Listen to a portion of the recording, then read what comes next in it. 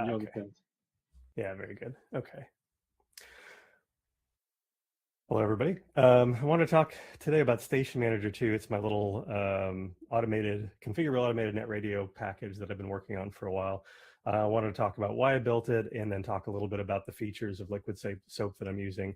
And then, we can go into other details if people are interested in any of it. So Station Manager 2 is something I originally built for myself. My thought, of course, like many of us here, is I wanted to run a radio station.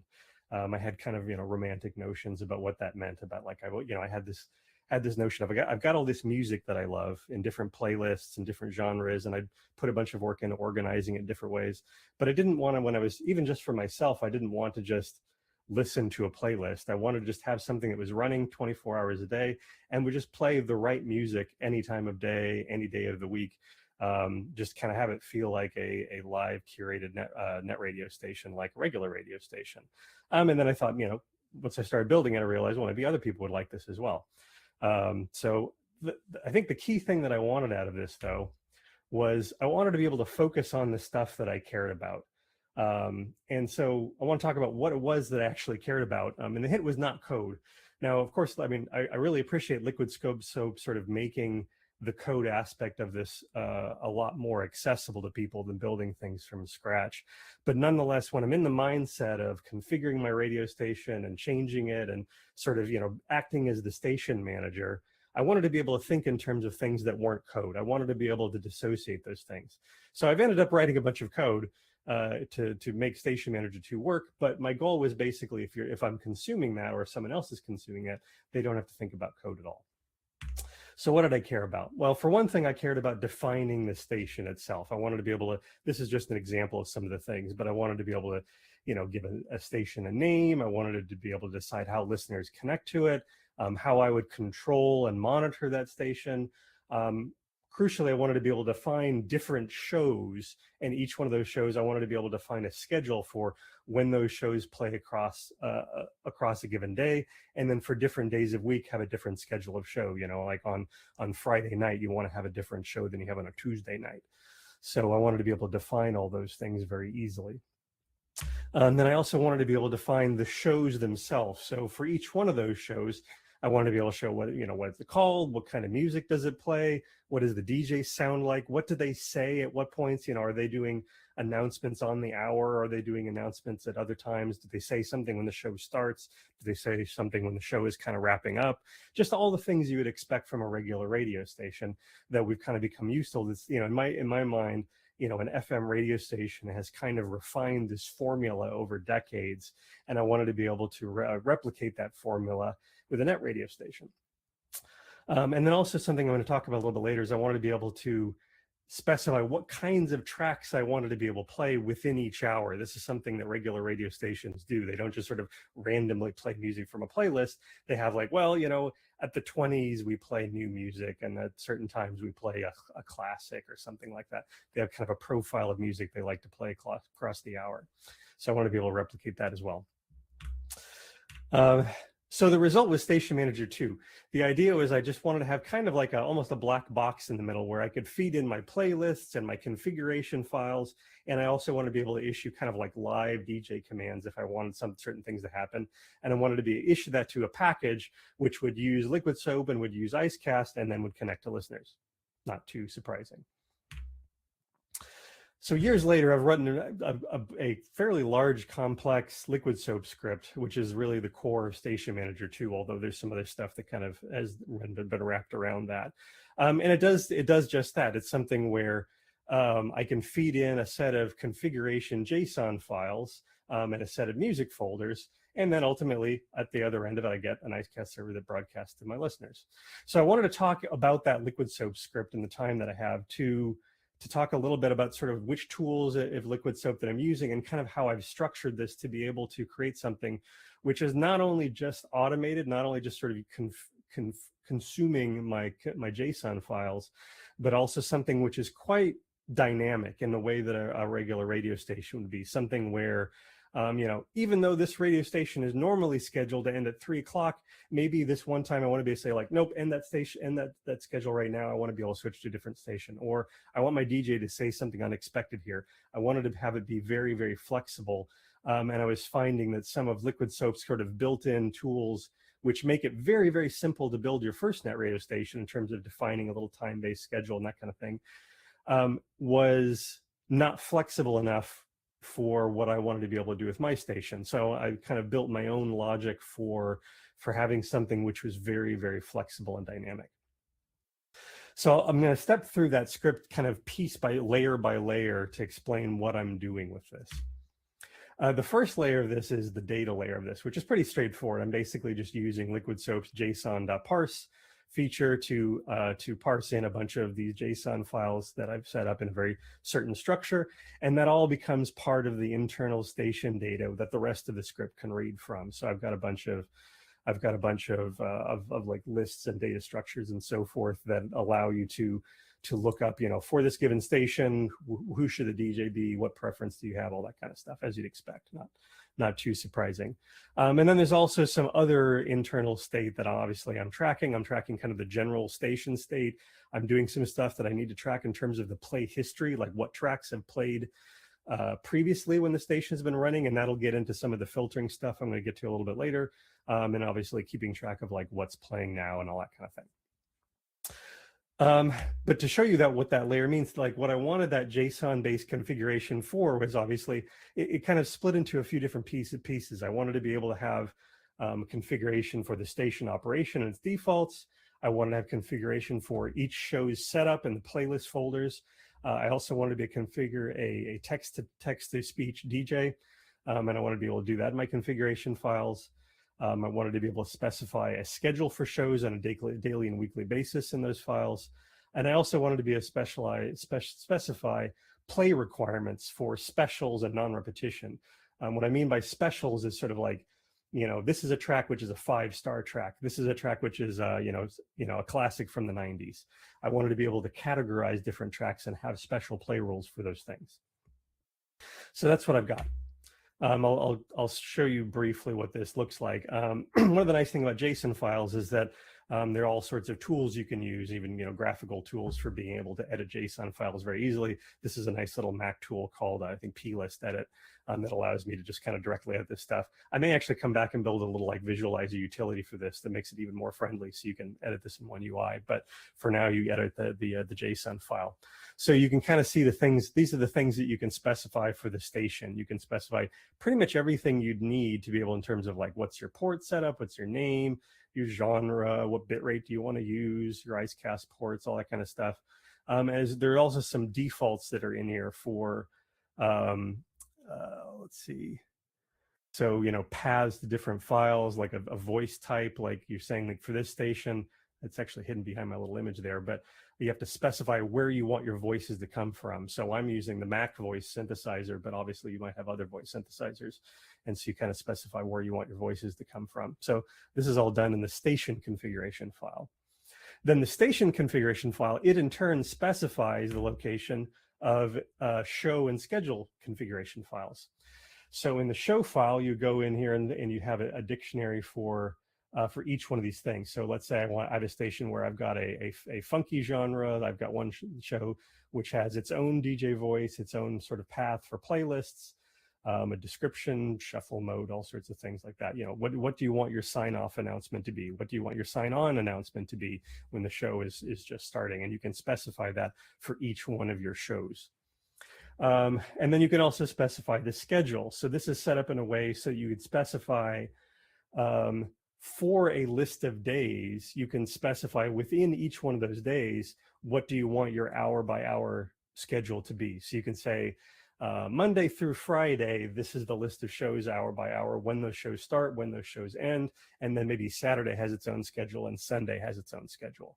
I'm also planning on adding some other options for this. So like maybe, on certain days of the year, you'd have something where you'd have like on Christmas, play Christmas music instead of my normal playlist, but that's a future feature. So this allows you to specify the core things you care about your station and your shows and schedules, all in these little fairly simple JSON files, which gets pulled into Liquidshop. The other set of configuration files, which is a more recent add, and I think is kind of interesting, are specials and non-repetition requirements. So the specials is something, this is basically making really making good use of the metadata that you have in your files. You've probably done a lot of categorization and specifying of metadata on your music library. And so I wanted to be able to say things like, play at least one 5-star track per hour and try to play it at the top of the hour. Or maybe I want to say, look, during a given hour, play at least 3 tracks from the 2010s. All these sorts of things that a radio station would want to be able to do, and be able to use the metadata on the files to be able to configure those rules. Basically, I wanted to be able to define a special based on any combination of metadata that you'd have in the files. And so I've got that. I've got a JSON file that allows you to say, you define your station specials. So you could say, for example, I'm going to call one special best of, and the rules for that are that your rating is a number no less than 100. The rating flag happens on 0 to 100 basis. And actually, when you get into star ratings, it's a little bit interesting because star ratings are not really well standardized in how the tags do it. So I've actually got a separate little script which sort of exports this to a standard AM rating tag. But in any case, once you have that metadata in there, you can specify rules for those things. You can say, here's one for the 2010s.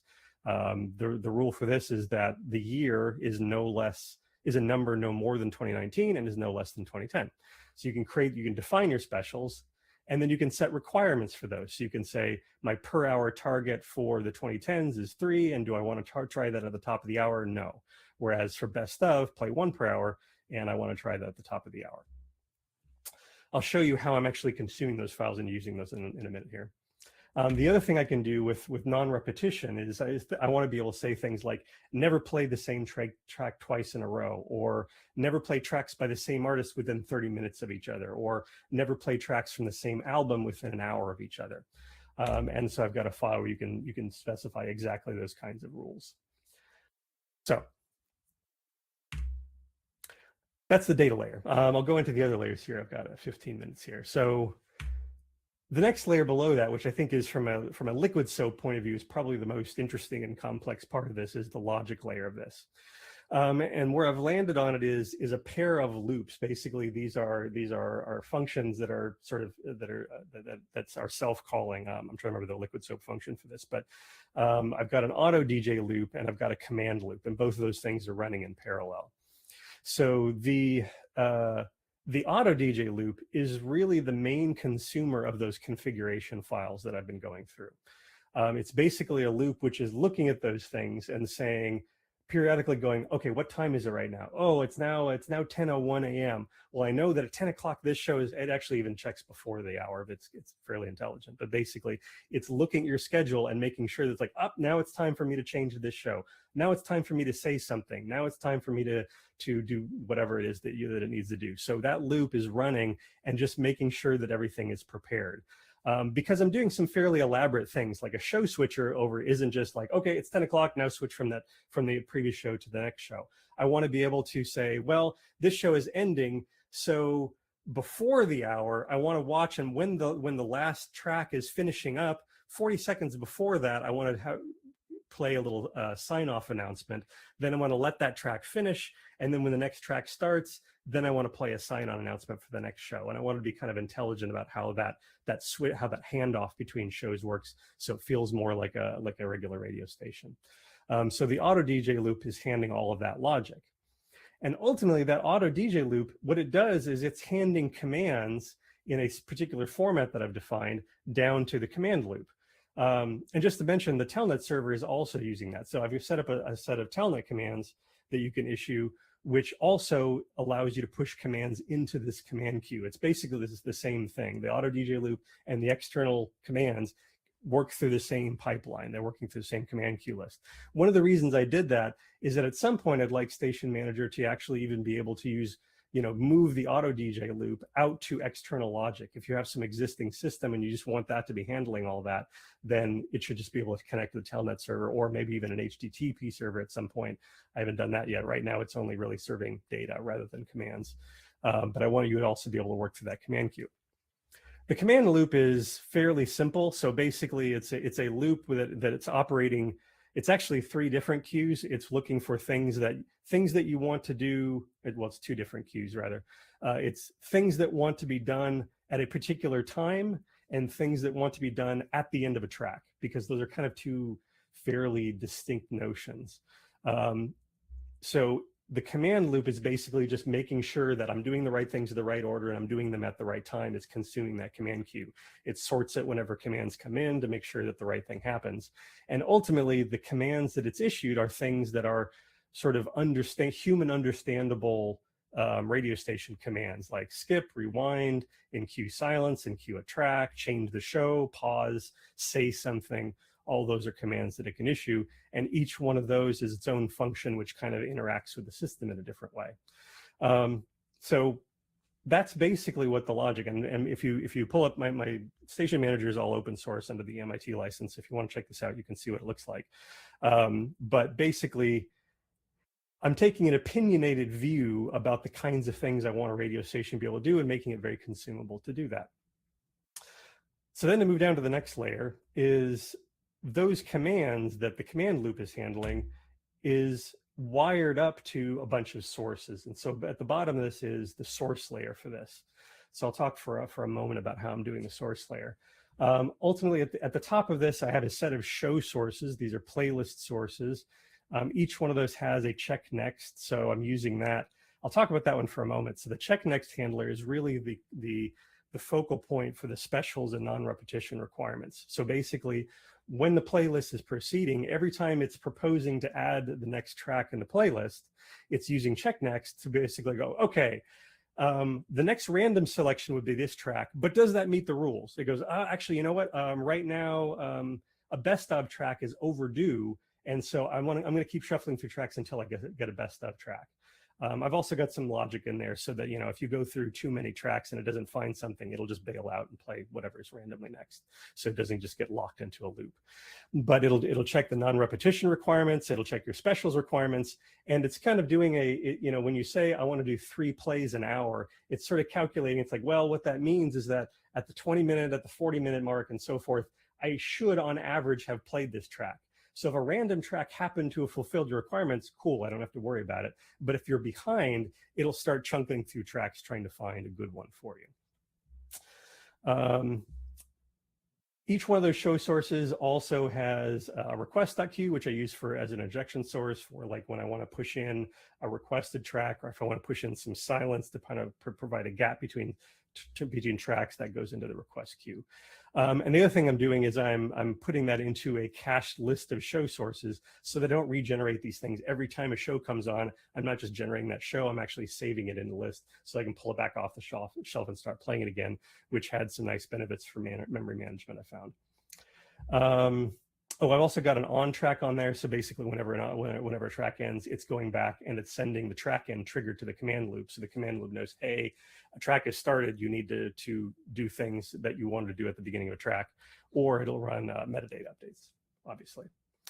So then each one of those show sources that I've composed for each one of the shows in my schedule then it gets turned into what I call an output source, which is adding things like a smooth add and a switch, which allows me to do things like have a playover source. The playover source is mainly used for the say, so that if the DJ is saying thing, I basically want him to just be able to turn down the volume a little bit, say something over the track, and then turn the volume back up again.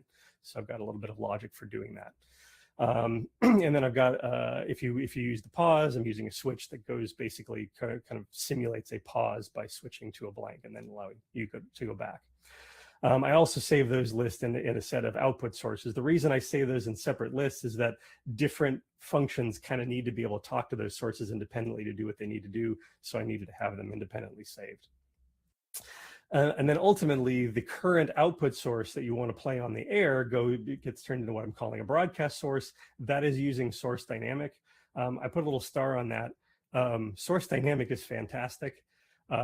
Before that, in an older version of this one block on here, to be able to switch between sources was this massive thing that I had to build, which was basically using input and output harbors to basically I could disconnect a harbor source and recreate the broadcast source and pipe it back into the harbor. And it worked, but it was very, very complicated. And then basically that just turned into basically like one line with source dynamic. So it was fantastic. So thanks very much to the developers for that. And then ultimately that goes to an output.icecast, and that goes out to your icecast server. So that is basically the idea of Station Manager. That's the whole overview of the thing. Again, if you want to dig into the code, it's open source. You can go to my GitHub repo. Feedback is definitely welcome. I did have one other little thing I wanted to talk about here in the last few minutes, is that once I've built this whole system, the other thing I wanted to do is make this super easy to deploy for myself. I didn't want to have to be able to, like, I'm running this on my own little personal server here. So I wanted to be able to, update things without having to worry about like the version of OCaml I was on and the right dependencies for Liquidsoap. So I really wanted to use Docker. I won't talk a ton about this, but I just wanted to say that running Liquidsoap in a Docker container is really, really nice. The way I'm doing this is basically, I'm using the standard Icecast Docker container, and I'm using the standard Liquidsoap Docker container. And what I'm doing is I have a bound volume that I have set up, which allows me to pull in all the configuration files and my music folders. I've got a set of published ports in the Docker container, which allows you to do things like the TTS server. This is a little weird. The TTS server is an external little utility that I'm running. The reason for this was because I did want to use the Mac voice synthesis, which is only available as a terminal command. And when Liquidsoap is running within a Docker container, it has no access to the Mac host to run that terminal command. So I basically have something that's communicating over HTTP to make a request for something and then send a response back. One of the nice things about this, I should also be able to pipe this into things like AI generated voices and whatever. It's quite arbitrary. So I'm gonna be expanding that TTS server to do some other things as well.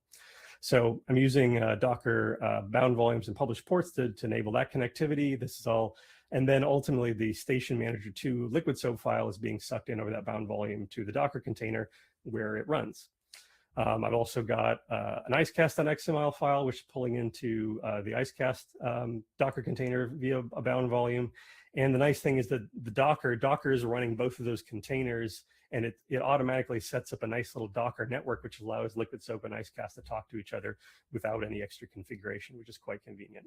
So the cool thing about this is now I can just spin up my entire Netradio station with one click in Docker. In fact, I'm even running kind of different stations with multiple Docker containers, and I can run this on any environment. I could spin it up on my little Mac, I could spin it up on a Linux host, I could do anything, and it all just works the same way, which is very, very convenient, I find.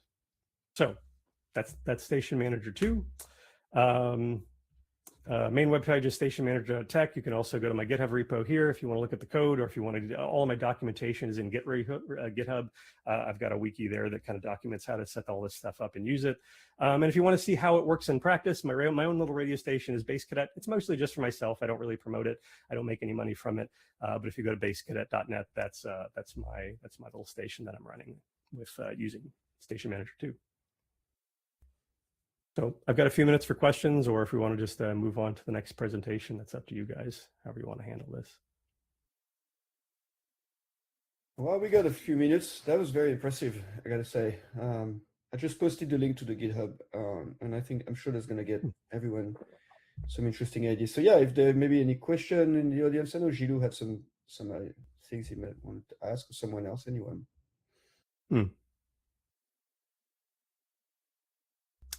I see one of the questions in the text chat is how you make your constraints station-wide. Does your checknext have some extra show logic to it since it runs in separate queues? Yeah, exactly, it does. Yeah, so the station requirements, whether for specials and non-repetition, you can specify them on either a global basis or on a per show basis.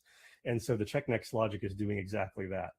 It's basically, whenever the show changes, I basically am updating a set of lists, which is specifying these are the rules for the currently playing show.